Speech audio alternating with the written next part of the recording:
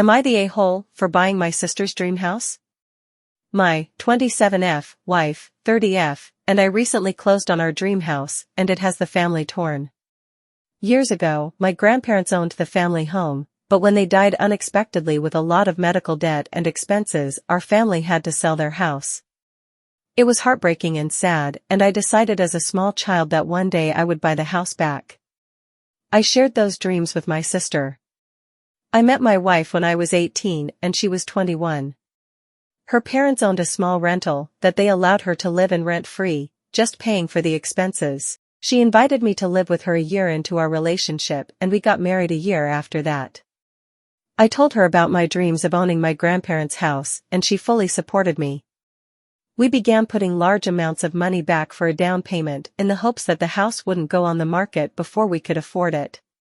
Because we didn't pay rent and both had good jobs for our ages and the economy we lived in, we were able to put back a very, very large sum of money.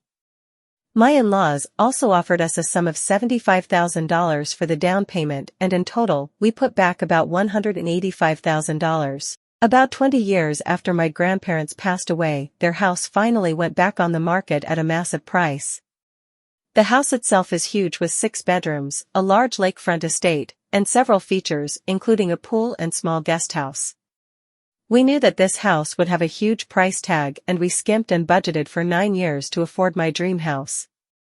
My sister was also house shopping at this time, but with a much smaller budget. Her and her husband have children, student debt, and rented for the past several years, and were not able to put back money in the same way my wife and I were. When our grandparents' house went on the market, I sent the link to my sister and said that we were finally getting our grandparents' home back in the family. She was very excited and said as much, and that was that. My wife and I moved forward, visiting with the owners and real estate agents, having it inspected, and made an offer. They accepted and we were absolutely over the moon. Throughout this whole process, my sister kept saying how excited she was to have the house back in the family and how nice it will be for her children to know this house and grow up in it like her, and I did. Our grandparents' house was the location of every birthday, holiday, gathering, and reunion. And my wife and I planned on making it that way again. Which was why what my sister said didn't raise any red flags. Weird that she'd phrase it that way, but not concerning. We had a barbecue at my parents' house to celebrate the final closing of our house. During the dinner, my MIL offered to kennel our dogs while we were in the stages of moving to keep things easier and them safe, and that was when my sister piped up. She asked why our dogs needed to be watched when the real issue was her kids. My wife asked what she meant, and she said that her kids will need more supervision than our dogs, and that she was confused as to why we'd be so busy that our dogs needed watching. I told her I was the one confused. I didn't know she was helping us move and that if her kids couldn't reliably be left to their own devices, then she absolutely did not need to help us pack. My sister proceeded to ask why my wife and I would be packing. I told her the obvious, we just closed in a house. For length reasons, I'll leave out a lot of the back and forth, but here's the gist of it. My sister had it in her head that we were buying the house to either A, rent to own it out to her family, or B, transfer the title to her name and have her pay us back in time. Yes, that is literally what she was thinking. Despite us never discussing anything like that once. When I told her that was not happening, my sister threw a fit. She was pissed, because this was her dream too. And that it wasn't fair that only one of us could live it. That since she had children, they deserved to grow up in the family home, and what did my wife and I even need all that space for? My wife told her that it isn't the family home anymore. It wasn't left in a will, we purchased it and now it is our home. And we decide what we will do with it. My sister told my wife to shut up and that she had no say in this family discussion. I informed my sister that if she spoke to my wife that way again, we would not be having any kind of contact with her anymore. That she doesn't get to assume we're giving her a house and then throw a hissy fit when she's put in her place. And we left. My in-laws spoke to us on the matter a few times, but all told us we were in the right and that my sister was very out of line. I assumed everyone would agree, but if they did, I wouldn't be on this thread. I got texts and voicemails from my parents saying that we were out of line, threatening my sister. They told me they were disappointed in me for taking my sister's dream from her and that I don't have kids, so I can't understand her want to provide them with a good home and childhood like she had, that it's only fair we set up a way to give her the house and that we could afford to find something else. Even my more distant relatives have said that it was cruel of us to take that from her. I'm honestly super shocked and taken aback. I've seen stories similar to this on Reddit, entitled people thinking they should get their relatives' houses, but I never expected to live it. This feels surreal, and I hate that we're starting this new chapter out on such a sour note. AITAH, for buying my sister's dream house?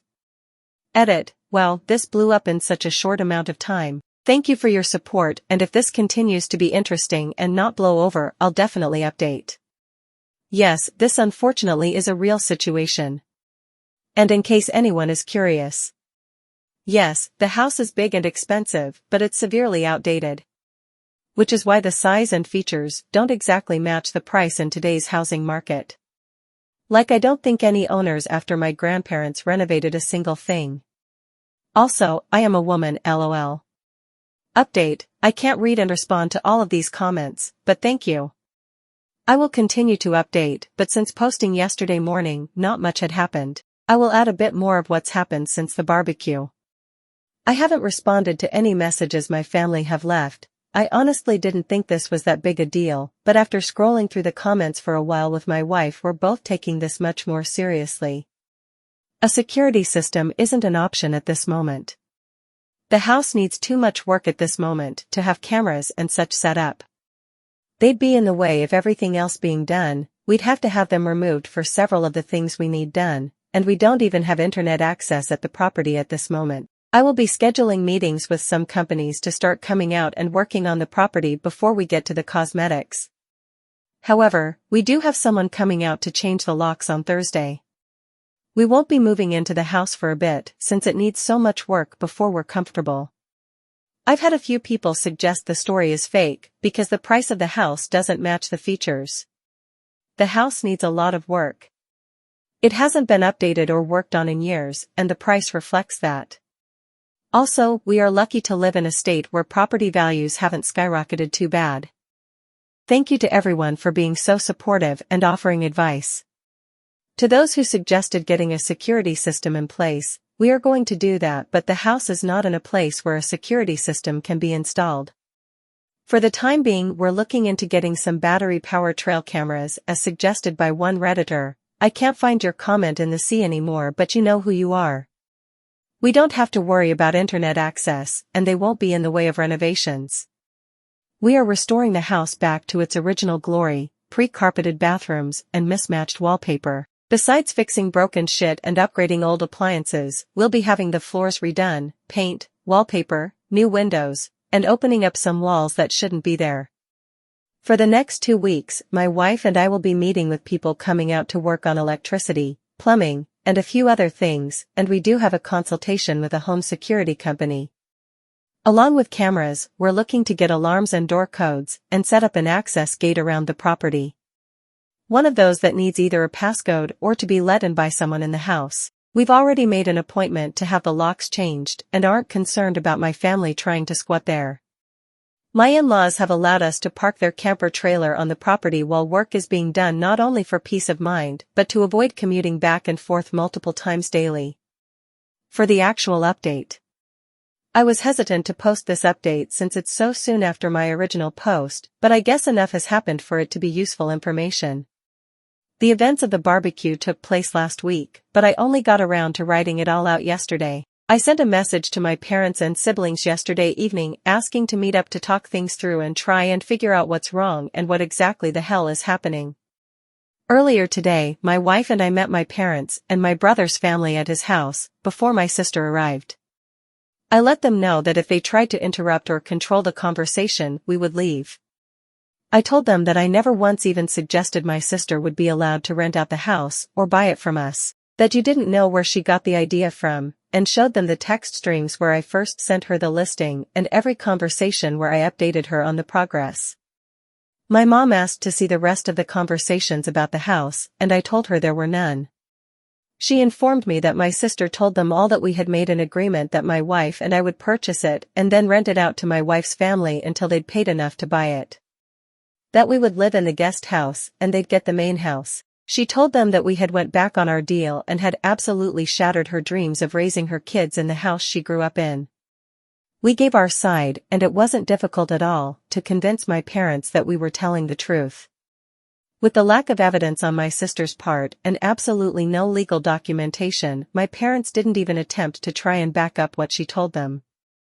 My parents were very apologetic and let us know that they never would have said those things to us had they known the truth, and that they supported us 100%. My brother was supportive of us as well, but he was never one of the people harassing us over this, so his reaction is less important. Around then, my sister and her husband showed up. My BIL is a doormat and will give my sister whatever she wants, so I wasn't expecting much from him. I asked her to produce any of the necessary evidence to prove that I told her we'd rent the house out to her. That her lie was ill-conceived and that she better have a good explanation. She attempted to suggest that I had deleted the conversation, but when she couldn't produce said messages either, her story fell apart. She started crying, saying it wasn't fair that we got everything handed to us and that we didn't need a house this big and that we were rubbing our wealth in her face. So to my understanding, she thought she could trick everyone into bullying us into renting our house out to her? I guess? Like some kind of fucked-in-the-head Scooby-Doo villain? Instead of using ghosts to scare us away, she's using a fake rental agreement that she didn't even attempt to make look or sound legit. We let her know that she had a lot of apologizing to do before we'd consider having a relationship with her moving forward, and that she wouldn't be welcome in our home for a long time. At the moment, our relationship with my parents is rocky at best, for obvious reasons. They let us know that they're here to support us if we need moving assistance or help with renovations, but it'll take some good hard thinking to decide if we're okay with that. We will not be giving anyone in my family a spare key, but my wife's parents will receive one for emergencies. The house won't be in a state to host guests for a bit, so we are choosing to cross the "can my family be trusted at our home" bridge when we come to it. To answer some common questions I've noticed in the comments. My sister obviously has some screws loose, but my parents don't really coddle her. She's what you can consider the golden child, and the baby, but honestly most of her antics up until this point were just one-upping achievements during our childhood or seeking more attention from our parents. She's dramatic, entitled, and a little selfish, but has never displayed this level of crazy before. Yes, we will get a security system, but not for a bit. No, my family will not be trusted with a key. Yes, I am a woman.